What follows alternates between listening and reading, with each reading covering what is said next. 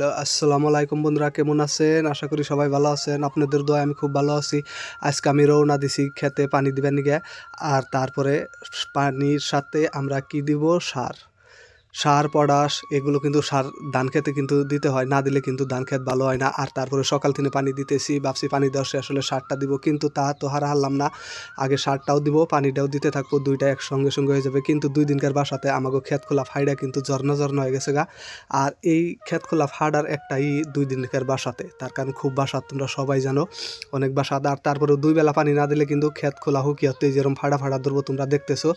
আর আমার মামা কিন্তু যেটা আসামের মুখ্যমন্ত্রী হিমন্ত বিশ্ব শর্মা মামা কিন্তু খুব ভালো কাম করতেছে। বড় দলং, বড় কোম্পানি আনতেছে আসামে। কিন্তু একটা দিকে নজর কম দিয়ে থাকে সবসময় কৃষকের উপরে। তার কারণে আমি মামাকে একটাই রিকোয়েস্ট করবো, সবসময় আমি একটাই কথাই বলবো আসাম সরকারকে, আমার মামাকে, যে তোমরা একটু কৃষকের উপরে ধ্যান দাও। কৃষক হয়েছে দেশের ১ ভাগ, কিন্তু কৃষকের থিনে হয়। দেশের ১ ভাগ উন্নতি কিন্তু কৃষকের থিনে আসে। আর এই কৃষক না থাকলে কিন্তু দেশের উন্নতি হবে না। তাই বলছি ১ কেজি ডিজেলের দাম প্রায় ১০০ টাকা।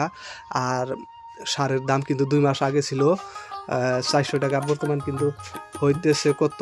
৬০০ টাকা করে নিচ্ছে। ৬০০ টাকা যদি ১ বস্তা ইউরিয়া সারের দাম হয়, তাহলে কৃষকগুলোর কিন্তু খুব একটা অসুবিধা। সবসময় আমাকে একটা কথাই বলি যে তুমি তাড়াতাড়ি করে একটু কৃষকের উপরে সবসময় নজর দিয়ে থাকবা। তার কারণ কৃষকের যেটা লাভবান সেটা কিন্তু আমাদের দেশের খুব একটা উন্নতিকর। তো সবসময় কৃষকের উপরে ধ্যান দেওয়াটা উচিত আমাদের সব দেশেই, খালি আসামেরকে বলতেছি না, অল ইন্ডিয়াকে বলতেছি, একদম ভারত সরকারকে বলতেছি।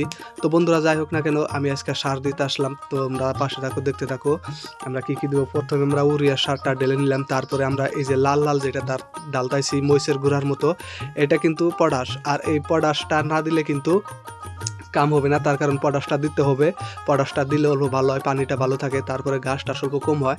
তারপরে পটাশের পর কামটা পটাশে করবে। আর তারপরে ইউরিয়া সারের কাম তোমরা সবাই জানো। তারপরে এর সঙ্গে আমরা মিশাবো কি? ডিওপি সার অল্প দিয়ে দিলে আর একটু ভালো হয়। যেরকম আমরা গাখির ভাতের সাথে সবরি গলা, এইরকম একটা মানে ভালো হয়। তো সেই জন্য আমরা ৩টা মিশিয়ে দিলাম। তো বন্ধুরা, তোমরা দেখতে থাকো, আমরা মিশিয়ে টিশিয়ে কিন্তু তারপর আমরা দামাদম সারটা দিব। সারটা দেওয়া শেষ হলে, তার কারণ রোদ অনেক, আর এই রোদের মধ্যে সারাদিন কাজ করা যাবে না ক্ষেত পাথারে। তো এই যেটা আমার বস্তা খুললাম, এটা কিন্তু ডিওপি সার।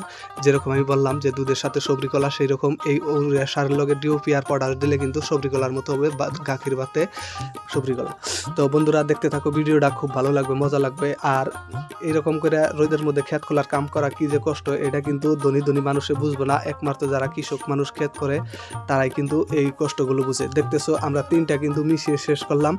এই 3টা মিশ করার পরে তারপরে কিন্তু আমরা দেওয়া স্টার্ট করে দিব। তো বন্ধুরা, আমরা তাড়াতাড়ি করে আমরা এই বস্তুটা মিশিয়ে নই।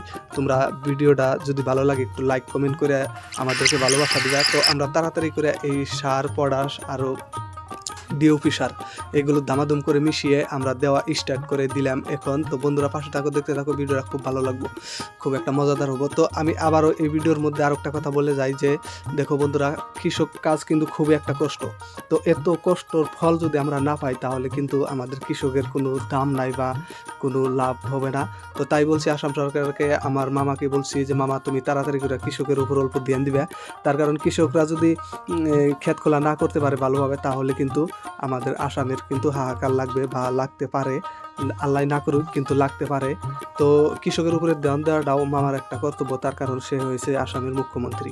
একটু ডিজেলের দাম অল্প কমিয়ে দিলে, সার, ওষুধ পানির অন্য সব বস্তুর অল্প দাম কমিয়ে দিলে কৃষকরা কিন্তু অল্প আরাম পায়। তো তুমি জানি যে আমার মামা এই আসামে কিন্তু অনেক বড় কোম্পানি আনতেছে।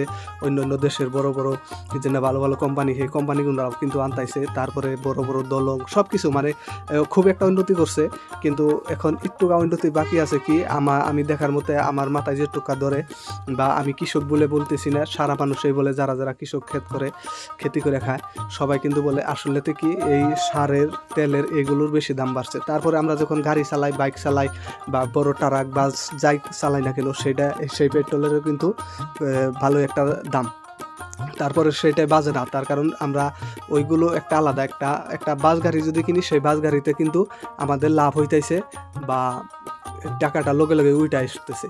বা একটা বাইক চালাই সেটা আউসের বিষয়, কিন্তু আমরা যে একটা ক্ষেত করি এটা কিন্তু একটা পেটের দুঃখে আমরা ক্ষেত করি। আর এই ক্ষেতরা কিন্তু 6 মাসের নামে 3-4 মাসের নামে কিন্তু আমরা এই পয়সাগুলো খেতে ডালি। সেই ক্ষেতরা যদি পানির কারণে যদি শুকিয়ে যায় তাহলে কিন্তু কৃষক বাঁচবে না, আর কৃষকের খুব একটা লস হবে। আর কৃষকের লস হওয়া মানে সারা দেশের ক্ষতি, আর দেশের ক্ষতি মানে দেশের আলো অবস্থা কী হবে তোমরা সবাই জানো। তো আমি মামাকে একটা রিকোয়েস্ট করবো, তোমরা এই বস্তুগুলোর দাম অল্প কমিয়ে দেবে। তো বন্ধুরা, ভিডিওটা যদি ভালো লাগে একটা লাইক, একটা কমেন্ট, শেয়ার করে পাশে থাকবা সবসময়। আর এরকম নতুন নতুন ভিডিও পাওয়ার জন্য আমাদেরকে প্লিজ একটা লাইক, কমসে কম একটা লাইক করে যাবে। তো আজকের ভিডিওটা এতটুকুই দেখতেছো, আমরা সার দিতেছি, আমাদের সার দেওয়া মানে শেষ হয়ে গেল, শেষ হওয়ার মানে কাছাকাছি হয়ে আসলো। ক্ষেতের কাম করা যে কীরকম কষ্ট তা তো জানোই, কিন্তু সরকারে এই কথাগুলো বুঝে না। বর্তমান সারের দাম, তেলের দাম যেরকম, এটা কিন্তু কৃষক মানুষের কিন্তু মাথা গরম হয়ে যায় এই তেল কিনবার গেলে আর সার কিনবার গেলে। তারপরেও কিন্তু আমাকে ক্ষেত করুন না গো, তার কারণ আমরা কৃষক মানুষ, আমরা যদি ক্ষেত না করি আমাকে তো আর কোনো সরকারি চাকরি টাকরি নাই।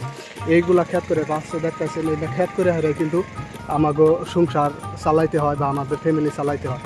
তো ক্ষেত করি। তো সরকারের ঠানে একটা আবেদনই যে তেলের দাম, সারের দাম, এই বস্তুগুলোর দাম অল্প যদি কমায় সাধারণ মানুষগুলো অল্প বাঁচব। তো বন্ধুরা, আজকের ভিডিওটা একটু আগামী ভিডিওতে আবার দেখা হবো। ধন্যবাদ।